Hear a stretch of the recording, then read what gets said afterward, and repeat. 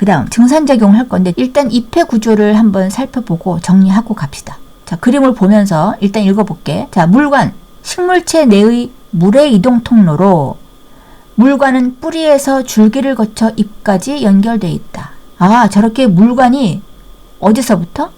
뿌리에서 줄기를 거쳐 잎까지 연결된 게 물관이다. 그 다음에 잎맥 봅시다. 물관과 채관으로 이루어진 잎 속에 물과 양분의 이동 통로. 아, 채관이 잎 속에만 있는 건 아니고 잎맥을 지금 얘기하는 거야. 이제 잎맥은 줄기를 따라서 있는데 물관과 채관이 같이 연결되어 있어서 물도 공급하고 영양분도 이동하는 통로가 잎맥이야.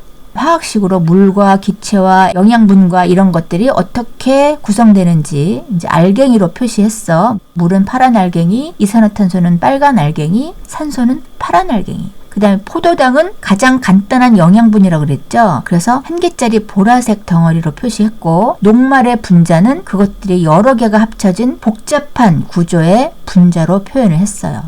물과 이산화탄소가 빛을 받아서 엽록체에서 광합성을 하면 포도당이 생기고 산소가 생기는데 그게 다 잎맥에서 이동을 할 거야. 이때 증산작용을 할 건데 오른쪽 말풍선 보세요. 주로 잎 뒷면에 증산작용이 일어나 공변세포라고 있어요. 공변세포에서 증산작용이 일어나는데 이게 원활하게 모든 조건들과 환경이 갖추어 주어서 일어나야 물관에서 물이 올라간다. 이 위에서 증산작용이 잘 안 일어나면 물이 원활하게 잘 공급이 안 돼. 그래서 뿌리가 일을 안 해. 그런 거를 설명할 거예요. 증산작용. 먼저 증산작용의 의미부터 읽어보면 식물체 속의 물이 수증기로 변하여 잎의 기공을 통해 공기 중으로 빠져나가는 현상. 자, 공변세포에서 증산작용을 한다 그랬는데 이 잎사귀를 더 확대해서 보겠습니다. 자, 이 잎사귀를 앞과 옆과 뒤를 다 이제 보려고 절단을 했어.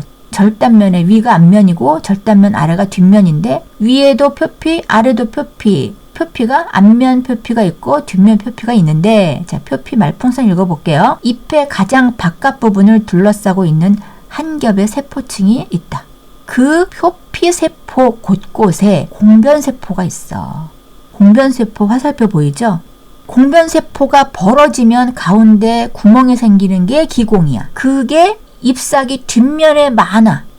이 잎사귀 위에는 광합성을 주로 하고 뒷면에서 증산작용이 잘 일어나서 공변세포와 기공이 뒷면에 더 많아요. 뒷면에만 있는 건 아니고 뒷면에 더 많다. 그래서 여기서 수증기가 증발된다. 자, 마무리. 자, 기공의 분포. 일반적으로 기공은 잎의 앞면보다 뒷면에 더 많다. 잎의 뒷면에서 증산작용이 더 많이 일어납니다. 공변세포와 표피세포를 비교합시다. 표피세포는 엽록체가 없어 색깔을 띠지 않고 투명해. 공변세포는 엽록체가 있어. 공변세포는 초록색이야.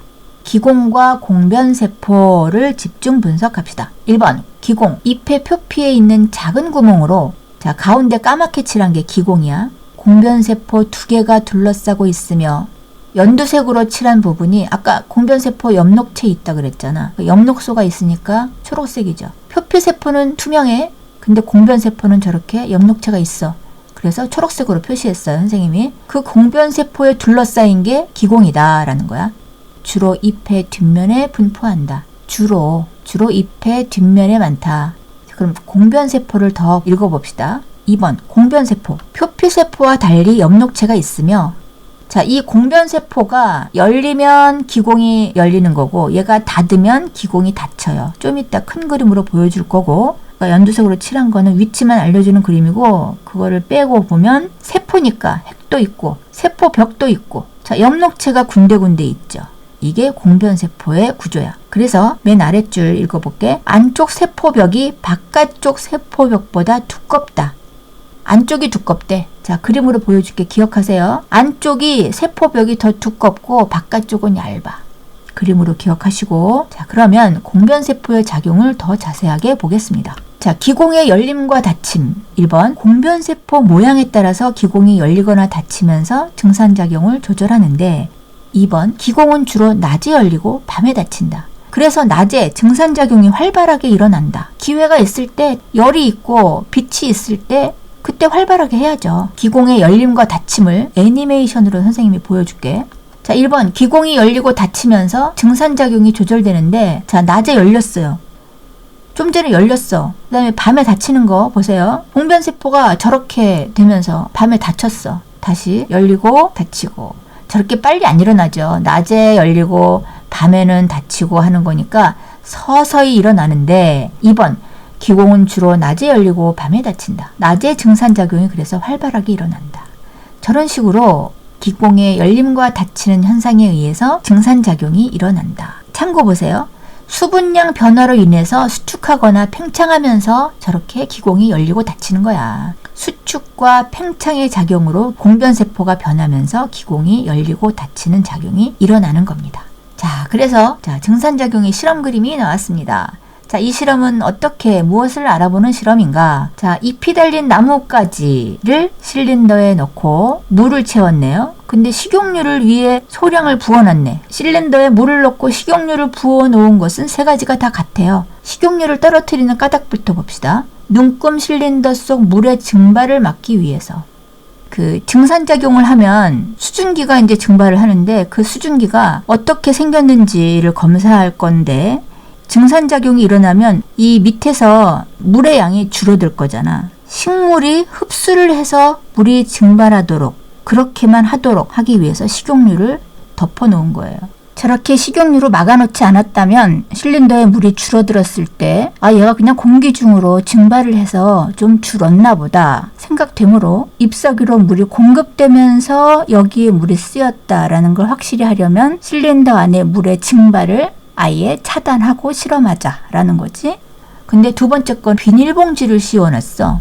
주변 공기와의 흐름을 차단한 거네. 오른쪽 잎을 모두 딴 나뭇가지를 똑같은 과정에서 꽂아놨어요. 광합성을 하지 말라는 거네요. 또는 잎에 무슨 작용을 하지 말라고 비교하는 그림일까? 잎의 증산작용을 안 하게 한 실험 설계야. 자, 이렇게 이제 했더니, 자, 말풍선 비닐봉지 안에 물방울이 맺힌데, 지금 첫 번째 그림은 공기순환을 막아놓지 않았기 때문에 수증기가 증발해도 날아가거나 원활한 어떤 순환이 되는 과정인데, 두 번째 실험은 비닐을 덮어놨죠.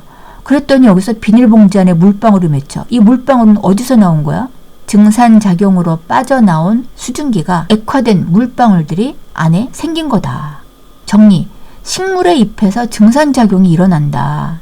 자, 그럼 맨 오른쪽 실린더는 어떻게 됐을까? 증산작용이 하나도 안 일어났으니까 비닐봉지를 씌워놓으면 증산작용이 안 일어나는 걸 확인할 수 있을 텐데 라고 생각했지만, 그럴 필요도 없이 밑에 실린더 안에 물이 하나도 변화가 없어. 증산작용을 안 하니까. 증산작용을 확인하는 실험을 보았습니다. 증산작용의 역할 1번 뿌리에서 흡수한 물이 잎까지 이동하는 원동력이 된다. 원동력이야. 위에서 증발을 자꾸 해줘야 뿌리가 물을 자꾸 위로 보내줘요. 자, 그래서 잎에서 증산작용으로 물이 빠져나가면 잎에서는 부족한 물을 보충하기 위해 잎맥과 줄기, 뿌리 속의 물을 연속적으로 끌어올린다. 이게 증산작용의 역할이다. 아주 중요하다 그랬죠? 2번 식물 내부의 물을 밖으로 내보내어 수분량을 조절한다. 물을 조금 내보내거나 물을 많이 내보내거나 이런 것들을 조절할 수 있다.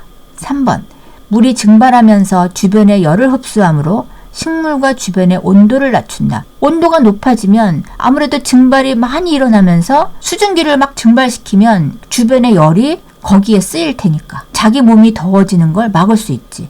그래서 숲속에 가면 뭔가 청량하고 이렇게 시원하죠. 자, 증산작용과 광합성의 관계. 기공이 많이 열리면 증산작용이 활발해지는데, 이때 뿌리에서 흡수한 물이 잎까지 상승하고 열린 기공을 통해 공기 중에 이산화탄소가 많이 흡수되므로 광합성도 활발해진다. 아, 물을 뿌리에서부터 쭉 흡수를 잘하게 하는 역할 말고도 증산작용은 광합성도 활발하게 해주는 결과를 낳네. 우리가 생각했던 것보다 너무너무 중요한 증산작용이야. 자, 그러면 다른 요건이 또 없는지 정리를 해봅시다. 증산작용이 활발하게 일어나는 조건. 햇빛이 강할 때, 온도는 높을 때, 너무 높으면 안 된다 그랬죠? 바람이 잘 불 때, 바람도 잘 불어야지 공기들의 순환이 잘 돼. 이것도 너무 중요해. 습도는 낮을 때, 주변이 건조해야 증산작용이 잘 일어나겠죠. 꼭 잘 기억하시고 자, 우리 1강 다 끝냈습니다.